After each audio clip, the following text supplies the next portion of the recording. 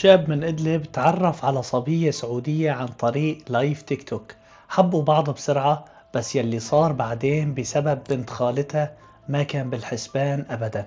ما رح أطول كتير بالمقدمة، لا تنسوا تكشكشونا الفيديو بكتير لايكات، وتذكروا القصة حقيقية ولكن الأسماء من وحي الخيال لحفظ الخصوصية.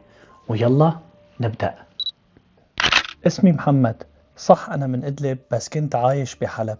حياتي كانت بسيطة وعلى قد الحال، بشتغل بفرن خبز وعم قضي يومي، لحد ما بيوم من الأيام تغير كل شي علي.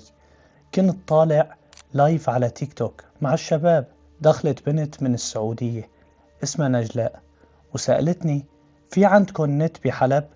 استغربت من سؤالها كتير وقلت لها ليش شو لازمك؟ قالت لي انه عم تسأل على ابن خالتها. ابن خالتها مفقود وما عندهم خبر عنه، ومن الحكي تبين انه انفقد بمنطقة الأتارب. قلت لها اعطيني صورته او اسمه وانا بسألك عنه وبساعدك. عطتني حساب بنت خالتها نور اخته للمفقود، وقالت لي هي معها كل التفاصيل.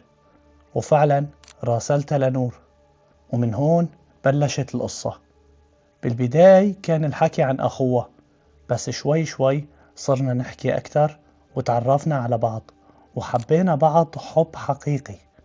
بس المشكلة بلشت لما عرفت نجلاء إنه أنا ونور حبينا بعض. صارت تهددني عيني عينك وتقلي يا بتتركها يا بعملها سحر وبأذيلك ياها. أنا ما أخذت كلامها بجدية بالبداية، وقلت لحالي مجرد غيرة، وكملت مع نور لأني كنت صادق، وطلبت من نور تحكي مع أمها لأنه كانت نيتي إني أطلبها بالحلال. فعلا نور خبرت أمها، وهون نجلاء اتدخلت أكتر وبلشت تلعب لعبته. قالت لنا إنه رح تساعدنا بموضوع الفيزا للسعودية والكفالة، بس بدها 12,000 ريال. قلت لها ما في مشكلة، بشتغل ليل نهار وبأمنن، وبعت لها الأوراق وكل شي. وضلينا شهرين ناطرين وهي عم تماطل فينا وتلف وتدور علينا، وبنفس الوقت كانت تهديداتها لألي ما توقف. دائما تقلي لازم تنهي علاقتك معها يا ولا رح أأذيلك ياها. وفجأة يا جماعة بيوم 16/2/2026 صار اللي ما كان بالحسبان. نجلاء كان بدها تخطب نور لأخوها، ولما نور رفضت لأنها معلقة فيني، نجلاء عملت شي ما بيخطر على البال وقررت تنهي القصة بطريقتها. بعتت أخوها وصدم نور بسيارته وهي طالعة من دوامة من الجامعة. نور البنت اللي حبتني وحبيتها صار لها 3 شهور بغيبوبة بمستشفى بمدينة أبها.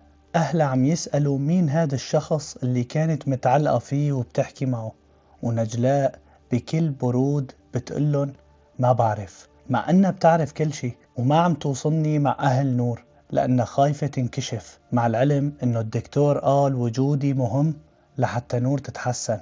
هلأ نجلاء اختفت وما عاد ترد لأنها عارفة شو عملت وخايفة من الحقيقة.